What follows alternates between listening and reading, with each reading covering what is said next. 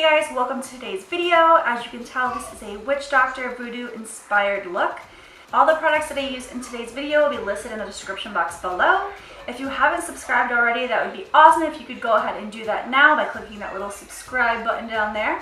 If you like this video, feel free to give it a thumbs up, and let's go ahead and jump into this tutorial. Hey everyone, welcome to today's video. We are basically going to be doing an entire skull from face, body.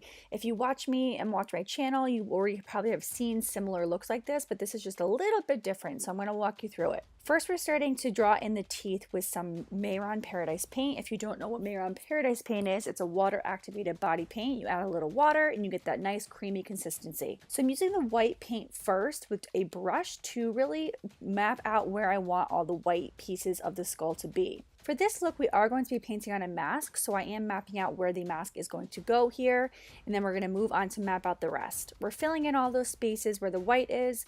As with any other skull, it's going to look super dull, super flat until we start adding in all of the highlighting and shading later. So hang with me so you can see the final results. Here I'm just mapping out the eyes. The eyes are actually going to be black, so this is literally just me mapping it out. And now filling in the skeleton nose with the black Mehron paint. Next, we're going to fill in the area where the mask is going to go. I used a couple different colors, but primarily I mixed Brilliant Dore and yellow together to get this tone. I will list all the products that I use in the description box below, so if you're looking for any that I didn't mention or you want to look a little bit further, check the description box below. Filling around the eyes with the black, and now we're going to go in and fill in the jawline a little bit more with black as well.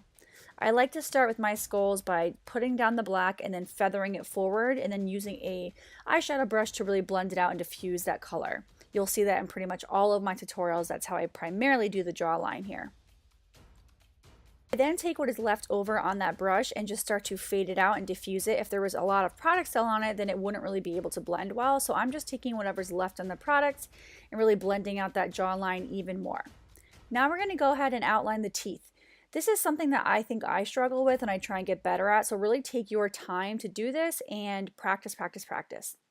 I'm now outlining all of the teeth and the black Mehron paints. You could also use an eyeliner stick if that is helpful for you. I decided to use this today. Now we're going to start to shade just a little bit. I am using an eyeshadow brush and an eyeshadow. The eyeshadows that I use primarily in my looks to shade and highlight are going to be the Melt Cosmetics Rott, which is a dark brown, as well as Dark Matter, which is a very deep black. So now I'm going to go in and build these little holes inside the mask to look as though they are coming off of the skin and actually attached to the rest of my face. Filling in the rest of the eyes with the black paint again. I will say one thing about the eyes is if you are using these water activated paints, either make sure to set it with an eyeshadow or use an eyeliner so it's a little bit darker and it doesn't crease. I didn't worry about that yet, but I want to give that tip just in case. Next, we're going to shade around the mask just so it looks as though, again, the mask is sitting on top of the skull. We're using those eyeshadows to shade around the teeth to really make it look as though those gums have some more definition around the teeth.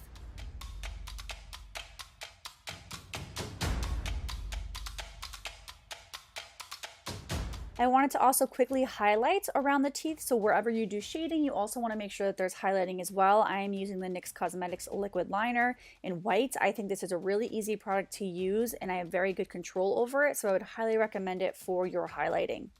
Also highlighting around those gums as well because we also did some shading there as well. So the jaw look a little bit too dark, so I went back in just on my finger with some water activated white paint and just diffused it just a little bit, highlighted the inner corner to make it look as though the back of the jawline was really the darkest, and then coming forward it got lighter. Now, as you can see, we have moved on to the body. I have already mapped out with an eyebrow pencil just where I want the bones to go, and now I'm just filling in the spaces with the white Mehron Paradise paints. Keep in mind that because this is a video, I didn't show you every single moment, but you may need to go over the white with several coats. So I would suggest painting it, letting it dry, and then going over some more coats just to make it look a little bit more opaque. As you can see, I'm building out my arms, the bones. This is going to be an illusion that's going into the backdrop, into the black. So I want to make sure that the bones are pretty vibrant, and then we're going to be filling in all those blank spaces later with black. Next, I'm going in with dark brown, again from Mehron, and we're going to create the top. I'm just doing this kind of small tank top type thing. We're going to be putting feathers over it so it doesn't have to be super perfect. So I'm just placing this color down and then doing maybe 2 layers of that as well. Letting that dry, we're going to go ahead and continue on with all the bones.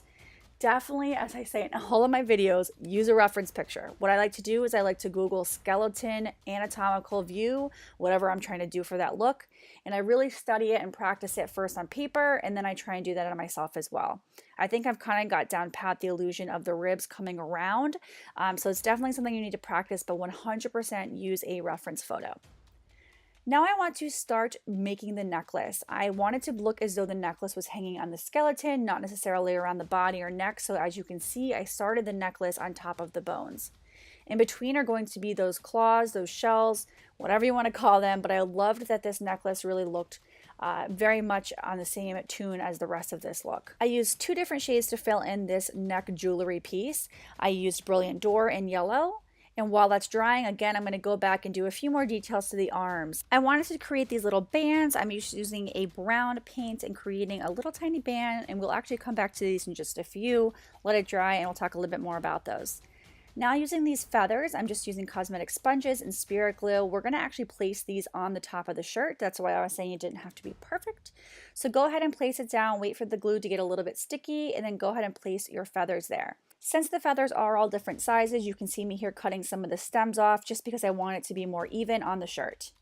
I'm also going in and drawing another necklace. I thought it would be fun to have 2 of them, and the bottom one kind of got covered up with the feathers, so that's why we have 2 necklaces. Now comes the fun part of creating this actual illusion that my bones are strictly all that's there and I don't have any skin.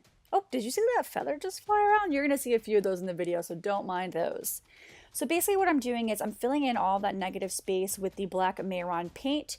Again, depending on how much water you add to the paint is how opaque it's going to be. I did not add too much water because I wanted to make sure that this was nice and thick.